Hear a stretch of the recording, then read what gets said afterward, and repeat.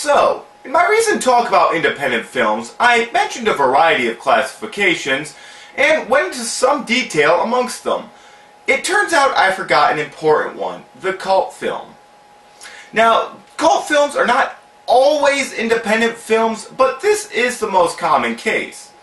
Cult films, in a nutshell, are films that were often critically panned and generally did not pick up a large fan base during their theatrical runtime. However, as time moved on, these films do develop a small and devoted fan base. The kinds of followers that go to some really weird lengths to show their loyalty. The term cult film doesn't really have any true standards for the label, and is another that is really subjective from one individual to another. Therefore, the term itself is often something fans will fight each other to the death over. But there are a few which are generally considered cult by universal standards. And while I could probably name off quite a number of examples, I'm sure everybody will agree to films such as The Evil Dead and The Rocky Horror Picture Show as cult films, whether you like these films or not. Now, while happy little geeks who delight in their own patheticness, such as yours truly, very much enjoy our cult classics, there is a dark side to this tale as well. Much like other concepts such as vampires, zombies, and general nonconformism, audiences have latched onto the cult film's uncoolness and have turned it into something sort of a fad. Pretty soon, indie movies of all types are being labeled as cult classics, and true to form, Hollywood caught wind of this and started deliberately making cult films, with critics going so far as to labeling some as instant cult classics, some even before release. Naturally, this has left a sour taste in the mouths of many of the cult film's original fans, much like the aforementioned zombie fad. Now, once again, I'm sitting here acting like a pretentious know-it-all for a reason. The film I'm looking at today is one of those that took advantage of cult films, as well as vampires for that matter. And to complete this unholy trinity, it threw in, well, the Holy Trinity. According to my research, this film was actually intended to be a parody of sorts of poor films, with deliberately bad dubbing and effects, as well as keeping its budget as low as possible to produce said effects. But in its effort, did it manage to become just another bad film in itself, or does it become a witty piece of satiric comedy deserving of the status of cult films? Well, that's what we're here to find out. So, I'm Cockroach Charlie, and because you didn't ask for it, this is Jesus Christ Vampire Hunter. Now, traditionally I have a rule against using source material against a film, bad sequels notwithstanding. They deserve to rot in hell. With this movie, it was a hard decision to determine if I should count it. I mean, come on! It's the freaking Bible! But I decided to stick to my rules anyway, so I'm going to try very hard not to bring up the source material with this one. But boy, this won't be easy. Oh, right. First, the best part of this movie is actually probably right when you turn on the DVD. Check out this DVD's menu. Yeah! We have Jesus Christ standing with this cutie in a motorcycle outfit and a Mexican wrestler with this Christian rock song playing in the background. Badass! Now, upon clicking play, we get what the oh, right, this guy. I'm not entirely sure what the purpose of this Rasputin-y looking character is.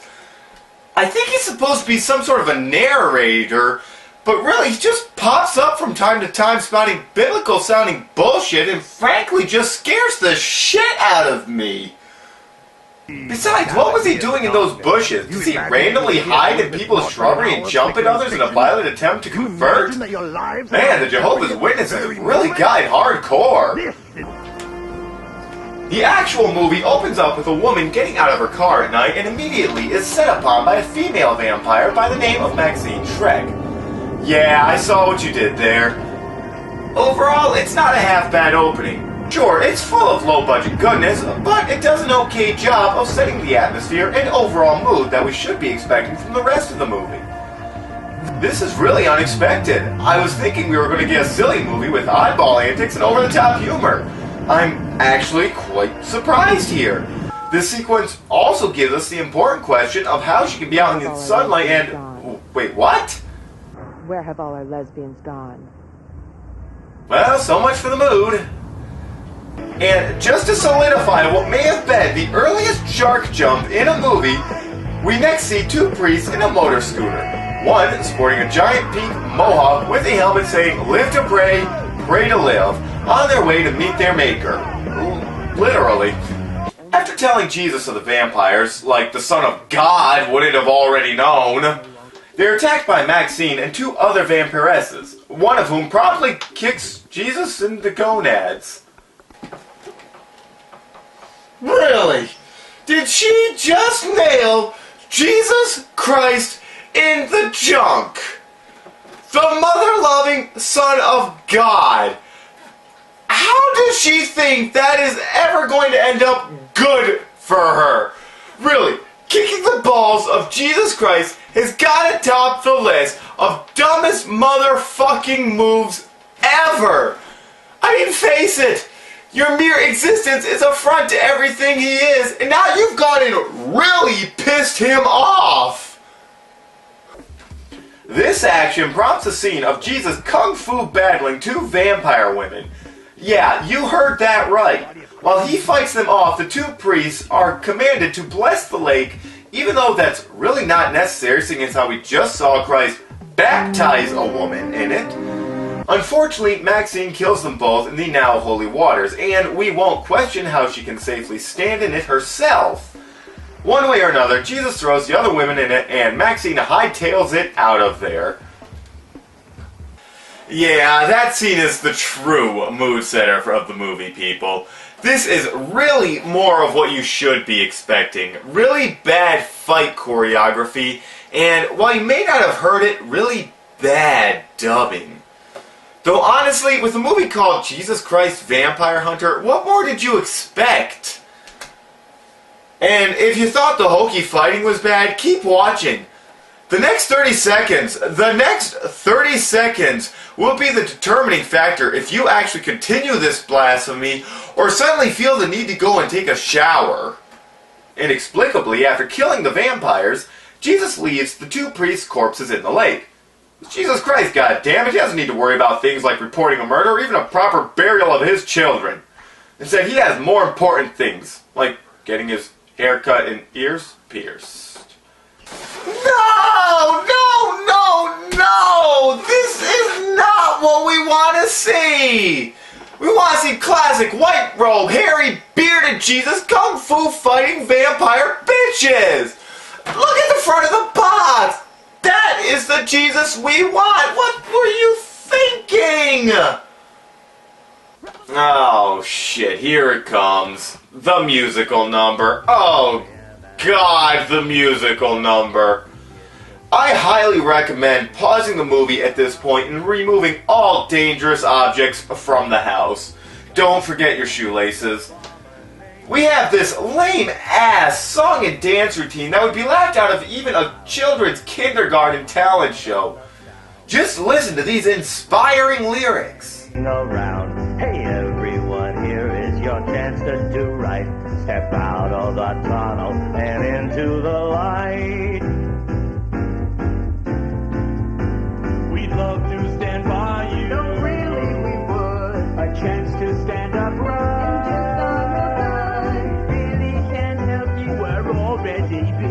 Society moves as you could be a cheat. My job isn't great.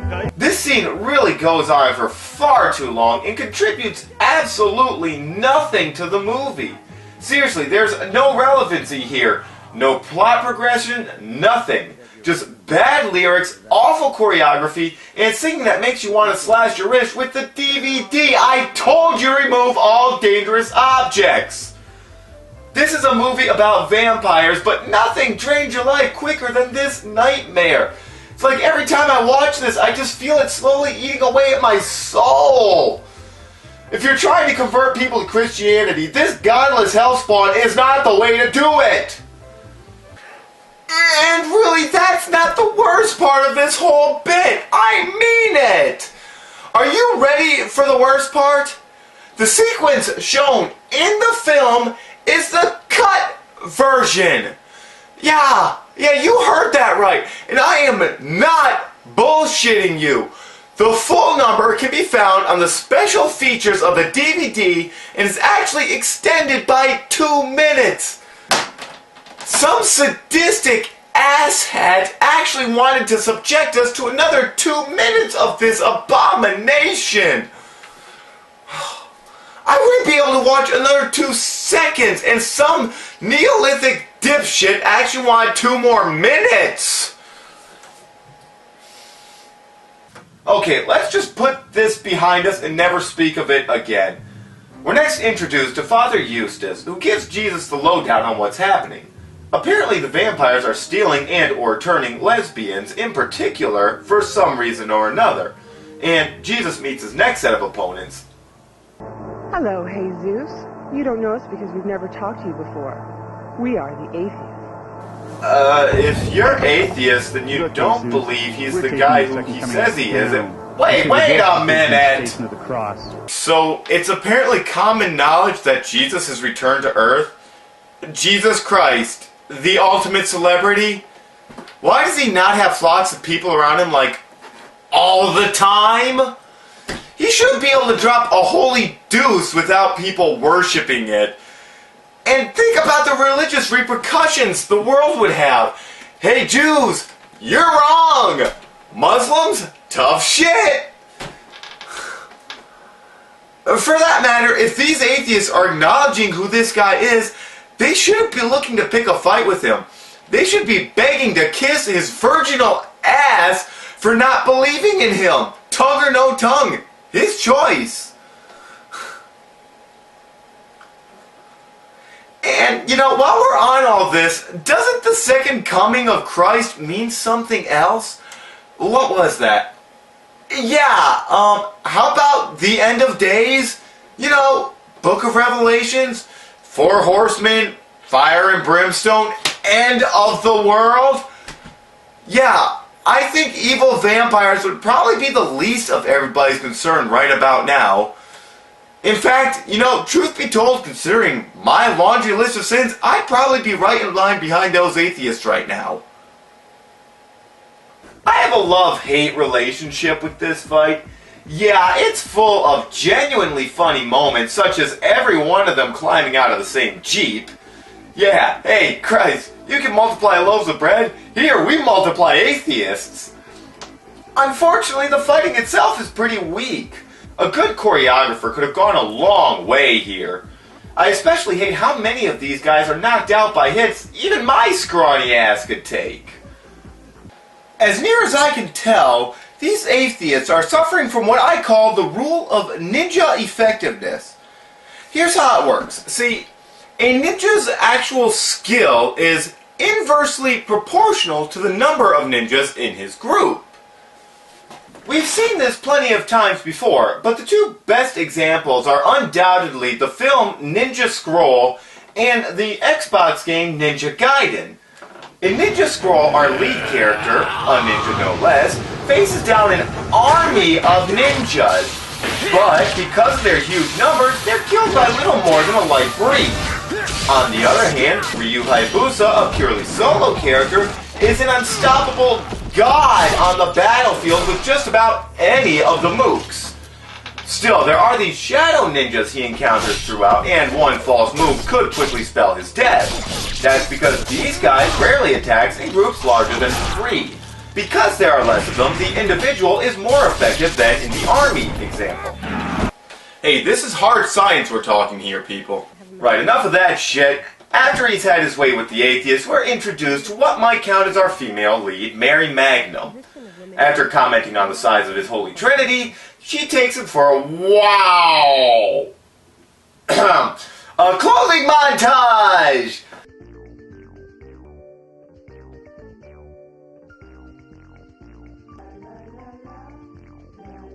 So we've taken out the beard and hair, now there goes his robes. Oh, come on! So what part of him looks anything like Jesus anymore? This is not the Jesus we want to see! This is the Jesus we want to see! Robes, beard, and hair. Maybe with the laser gun. And bionic implants. Holding a beer. With a bunch of whores. Okay, well, no matter what you envision Jesus as, this guy certainly ain't him. On with the story, Mary and Jesus follow Maxine as she meets with another vampire named Johnny Golgotha, and a human named Dr. Pretorius. Yeah, you pretty much need an index card just to keep up with the cast of characters.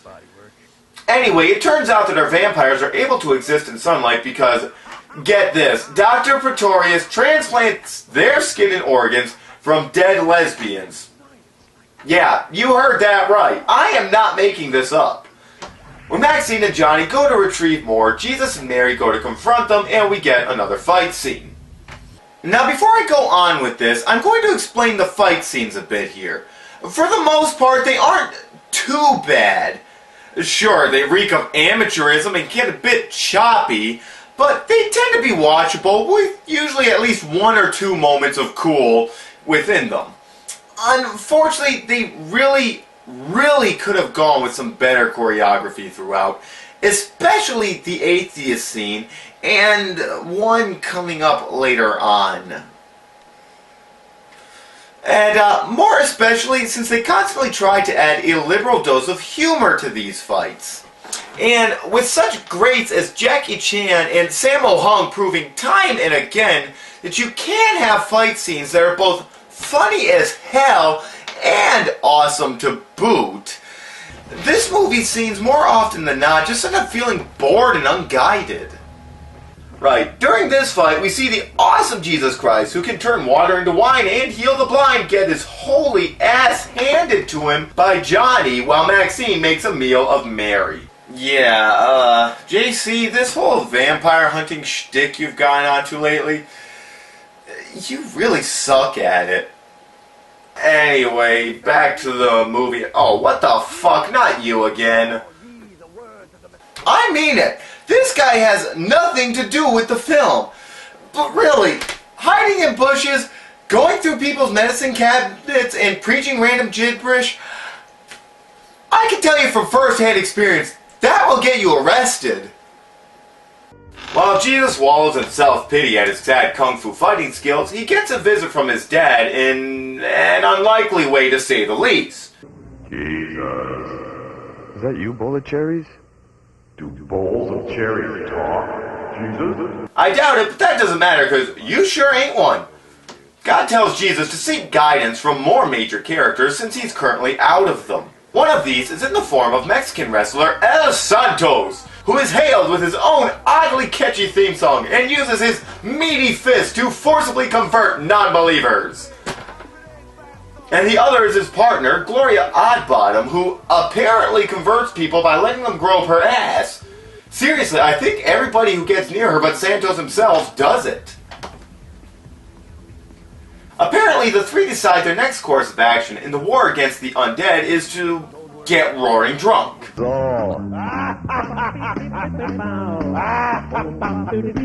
Yeah, hope no more lesbians are out there, dying right now, guys. You're sure doing a hell of a lot about it. During this scene, we get another brief musical interlude from a guy named Blind Jimmy Leper, and yes, that is surprisingly fun to say. He sings a jazz piece titled The Star Wars Scat, and somehow doesn't get sued.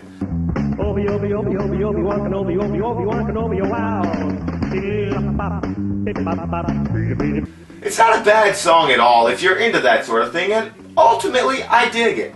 Next, it's Jesus' turn. I was born in a manger. Doomed to live in danger. Jesus Christ! Walks on water, rises from the grave, can't scat worth a damn! However, Jesus Christ, in his infinite wisdom, suddenly realizes that the bar he and his buddies decide to slack off in happens to be filled with none other than a horde of blood-sucking undead. This starts what is probably the weirdest scene of the movie. I know, that's saying a lot, but just look at what goes on here. Santos impales 2 girls with a bar stool. Jesus then kills a bunch with randomly thrown drumsticks. Worse, they seem to make no move to avoid the improvised stakes. And check out how long it takes for blind Jimmy Leper to kill this guy.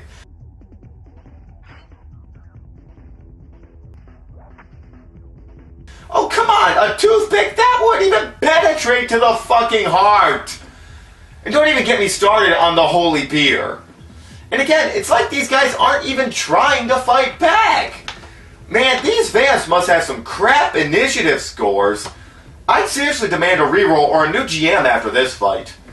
Anyway, it eventually ends with all the vampires dead, minus 3 or 4, and Santos and Oddbottom getting kidnapped because Santos is suddenly horny for one of the lesbian vampires. I don't know, I'm not the one writing this story.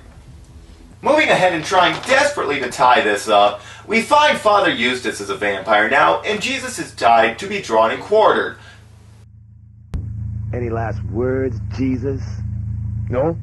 I've got a question, though. Why lesbians? They're Good question. No one will miss them. Whoa! What are you talking about? Lesbians are like the second most popular type of porn. Damn straight we're gonna miss our hoe-on-hoe action. Santos helps Jesus escape, and so begins the final showdown. Jesus versus Johnny Golgotha, with occasional interference by Mary Magnum, and Santos versus what the fuck?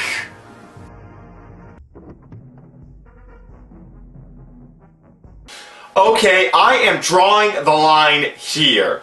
The rest of the movie has been pretty absurd up until now, but I want a damn good explanation behind these 2 Mexican wrestling bitches.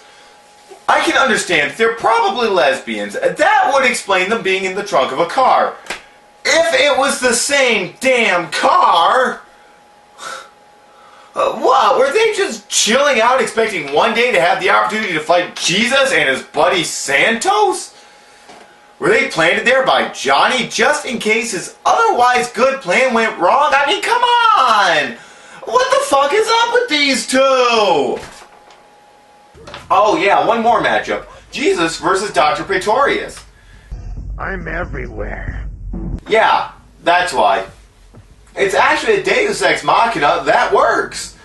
Overall, it's not actually a half-bad mix-up here, and most of the sequence flows pretty smoothly despite the Santos fight and overall strangeness of Dr. Pretorius' fight. It does kind of run a bit long though, and after a while, you kind of just wanted to... Whoa! Dude! Jesus motherfucking Christ just cut the doctor's throat! That is the single most badass thing he has done all movie. After killing the doctor, Jesus...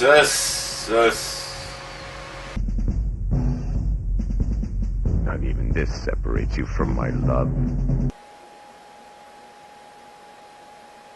Wow. I take that back. That's the single most badass thing Jesus Christ has done in this entire film. And it's probably the first time he's actually played in character. Weirdly enough, the fight with Pretorius never actually ends. It just cuts away and we never see the result. Oh well, Santos beats up his opponents and Jesus gets staked. Wait, what? Yeah, that just happened. But don't worry, Jesus Christ has one more trick up his sleeve. Care Bear Stare! He kills the evil male vampires with love and hopes and dreams and all the stuff that makes guys like me throw up in our mouths and lets the female vampires all live, showing that Jesus is a sexist prick. Sort of. Remember that part where I said I got some ass kissing to do? In the end, Santos lives happily ever after with that chick from the bar. Mary lives happily ever after with Maxine, even though the movie seems to have forgotten that their skins are a patchwork of dead lesbians. And Jesus lives happily ever... Oh, no, he isn't. No, I'm going to cut the movie right here. You really don't need to see that. Our image of Jesus is tainted enough by this film. I am not going to ruin this anymore for you. The answer is yes. Yes, he does. And I'm leaving it at that. So how is this movie? Okay, it's stupid. It's filled with scenes of unimaginable weirdness, unfocused fights, and incredible campiness. It is further impaired by the fact that the Jesus we all know and love is really only in the film for a few moments, replaced by this mockery. The acting is terrible, the effects are crude at best, and most of the background music sounds like it's straight from a porno. In truth, I've yet to meet a person who can watch this movie through on their first attempt and actually get past that early song and dance routine. But beyond its flaws, it's actually kind of fun to watch. I mean that in all honesty. The humor and camp in this movie are usually in the right doses as to actually make it enjoyable, and believe it or not, there are almost no scenes in this movie that you can skip without missing something either important or wholly fun to watch, and that's actually pretty damn good writing if you ask me. Sure, it's definitely a niche movie, and only a certain crowd will enjoy it, but in the end, that's exactly what this movie set out to accomplish in the first place. So, just skip the musical bit, and anything involving Rasputin, really, they aren't worth it. And otherwise, I actually recommend it.